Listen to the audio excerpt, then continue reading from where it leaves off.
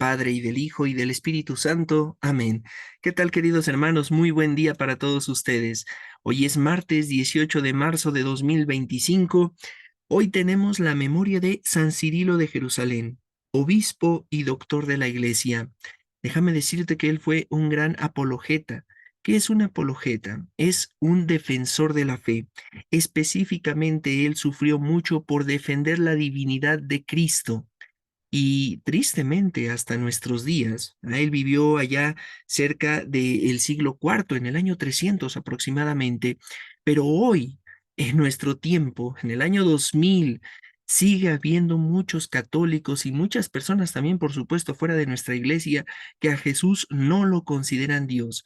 Recuerda que nosotros creemos en un Dios uno y trino, tres personas, pero un solo Dios, el Padre, el Hijo y el Espíritu Santo. Y hago mucho énfasis para que tú tengas perfectamente claro este dogma que es el principal de nuestra fe, a la Santísima Trinidad, Padre, Hijo y Espíritu Santo, y que a su vez también colaboremos con la Iglesia enseñando la verdadera doctrina. Hay unas personas que pasan a tu casa con sombrilla, con portafolio o bolso y que traen sus revistas. Seguramente sabes a quiénes me refiero. Bueno, justamente ellos son un grupo sectario que no creen que Jesús es Dios. Nosotros no podemos aceptar esas herejías. Nosotros nos apegamos a la doctrina que ya viene desde hace 2000 años. Y un caso muy claro es lo que hizo San Cirilo de Jerusalén, defensor de la divinidad de Cristo.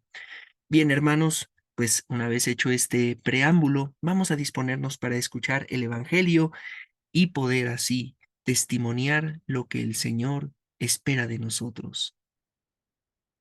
Del Santo Evangelio según San Mateo. Gloria a ti, Señor. En aquel tiempo, Jesús dijo a las multitudes y a sus discípulos: En la cátedra de Moisés se han sentado los escribas y fariseos. Hagan, pues, todo lo que les digan, pero no imiten sus obras, porque dicen una cosa y hacen otra. Hacen fardos muy pesados y difíciles de llevar, y los echan sobre las espaldas de los hombres, pero ellos ni con el dedo los quieren mover. Todo lo hacen para que los vea la gente. Ensanchan las filacterias y las franjas del manto. Les agrada ocupar los primeros lugares en los banquetes y los asientos de honor en las sinagogas. Les gusta que los saluden en las plazas y que la gente los llame maestros. Ustedes, en cambio, no dejen que los llamen maestros, porque no tienen más que un maestro y todos ustedes son hermanos. A ningún hombre sobre la tierra lo llamen Padre, porque el Padre de ustedes es solo el Padre Celestial. No se dejen llamar guías, porque el guía de ustedes es solamente Cristo.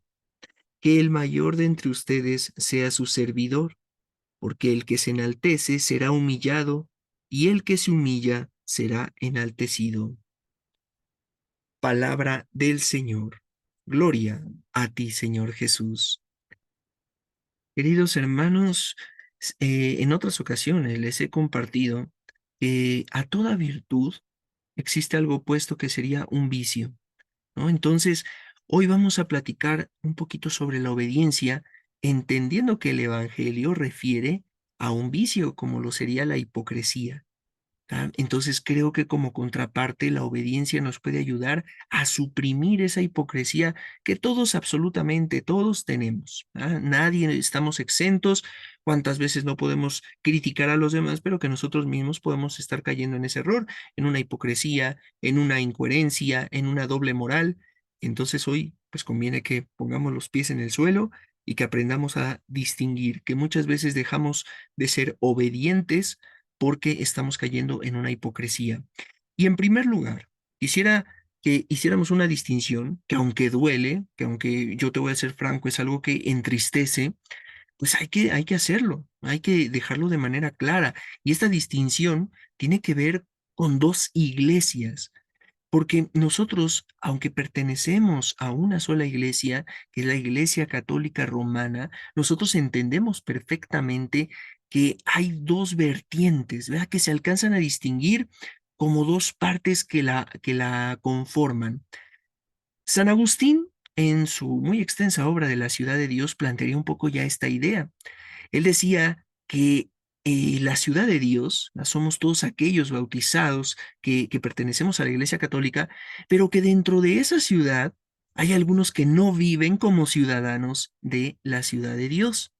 Y por otro lado, hay algunos que viven fuera de la ciudad de Dios y que sin embargo se comportan como ciudadanos de Dios. Entonces, esto nos habla ya de que hay hipocresía en nuestro tiempo. Llevando este mismo ejemplo a la Iglesia Católica, pues hay que distinguir dos iglesias. Una que es la iglesia institucional, que al final tiene que atender muchas cosas, a la administración de lugares. Por supuesto, nosotros quizás de manera más visible lo vemos en el Estado Vaticano, pero al final, cuando yo veo y paso por enfrente de algún templo, de alguna parroquia, de alguna capilla, aquí en la Ciudad de México, enfrente de la catedral, de la Basílica de Nuestra Señora de Guadalupe, bueno, todas esas estructuras visibles tienen que ser administradas por personas, más allá de si son consagrados o no, pero ellos tienen que atender ciertas cosas ante las autoridades, ante la feligresía, tienen que pagar ciertos derechos, contribuciones al Estado, tienen que atender en mantenimiento, en administración, y bueno, al final, esas personas toman decisiones. Y a veces esas decisiones, pues no son las adecuadas. Repito, ante las autoridades y ante el pueblo de Dios, ante quien sea. Esa parte institucional de la iglesia muchas veces se puede encontrar corrompida cuando uno se encuentra con un sacerdote que ha hecho actos indebidos, independientemente de la investidura, del que sea una persona consagrada, pues uno entiende que se ha equivocado y que eso está mal. Puede haber negligencia, puede haber culpabilidad, maldad, todo lo que tú gustes. Entonces, al final, eso sucede en la iglesia. ¿Por qué? Porque al final la iglesia está conformada por nosotros, que somos personas que nos equivocamos, que no somos perfectos y por lo tanto terminamos corrompiendo lo que sucede.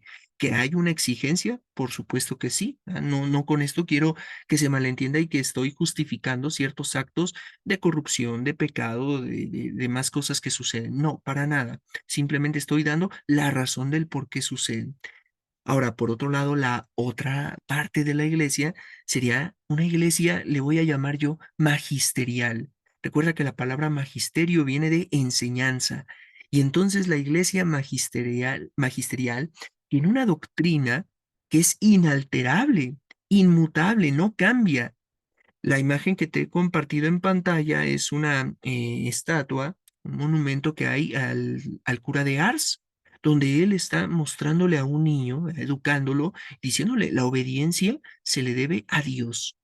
Bueno, si bien es cierto que tanto la iglesia institucional como la iglesia magisterial, pues al final es una sola, y que deberían de ser la misma, no debería de caber una distinción. La iglesia institucional debería de regirse por la iglesia magisterial.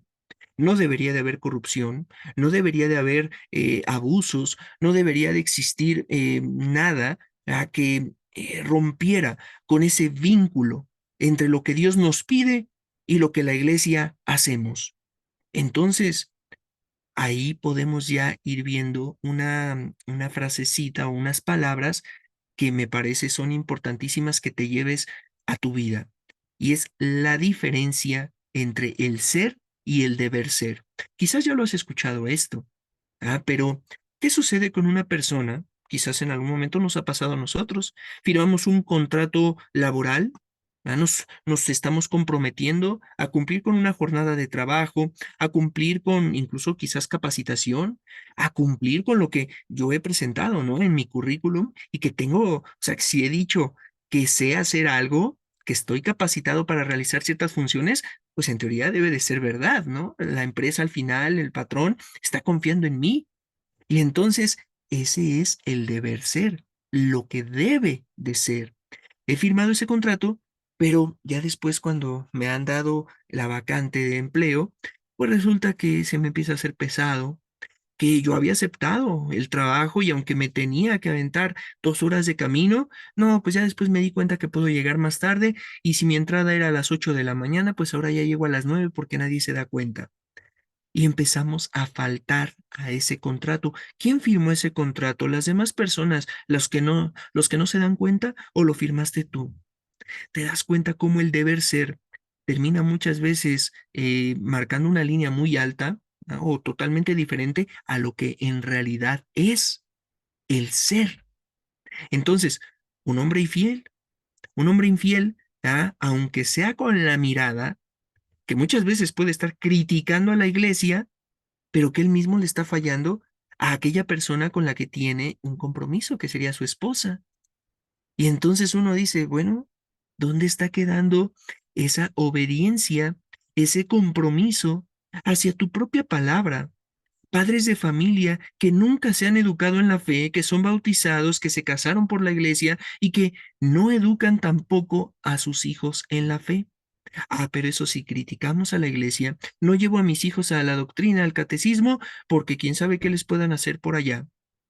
No, mis hermanos, a veces nuestras vidas y las de nuestras familias, pues perdón por la expresión, pero se nos están cayendo a pedazos y todavía tenemos la desfachatez de ponernos a criticar y a juzgar a la iglesia, cuando no nos damos cuenta, repito, de que hay una iglesia institucional que al igual que nosotros se puede estar equivocando, pero eso no cambia lo que la iglesia magisterial nos enseña, porque esa enseñanza es totalmente la misma de Cristo, que deberían de ser la misma, que no debería de haber una corrupción, un rompimiento entre una y otra.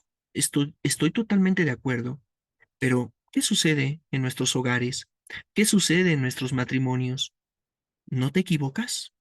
En algún momento tú mismo no dices, bueno, yo amo a mis hijos, pero resulta que los puedes estar mal educando, que los puedes tú mismo por quererlos de más, por tener un apego, un amor enfermo, les has dado todo y después ya son inútiles y no pueden valerse por sí mismos. Y tú no lo hiciste con esa intención, pero al final, ¿qué sucede? Te equivocaste. A veces hay rompimiento entre el deber ser y el ser. Lo debemos evitar, es en lo que tenemos que trabajar. Y por eso te lo decía hace un momento, vamos a llevarnos esa parte. Hay muchas cosas que debemos de hacer y no las estamos haciendo. Pues pidámosle al Señor la gracia para que nosotros podamos dirigirnos correctamente hacia Él, que seamos obedientes con lo que la iglesia enseña y que dejemos de lado aquella hipocresía que todos tenemos, pero que poco a poco tenemos que hacer el esfuerzo por erradicarla, no porque ya sé que soy imperfecto, pues entonces deseo y quiero mantenerme en esa imperfección. Para nada. Estamos llamados a alcanzar la perfección como nuestro Padre es perfecto. Nos consagramos a la Virgen y decimos juntos, oh Señora mía, oh Madre mía, yo me ofrezco enteramente a ti y en prueba de mi filial afecto te consagro en este día mis ojos, mis oídos, mi lengua, mi corazón, en una palabra, todo mi ser. Ya que soy todo tuyo, Madre de bondad, guárdame y defiéndeme como cosa y posesión tuya. Amén.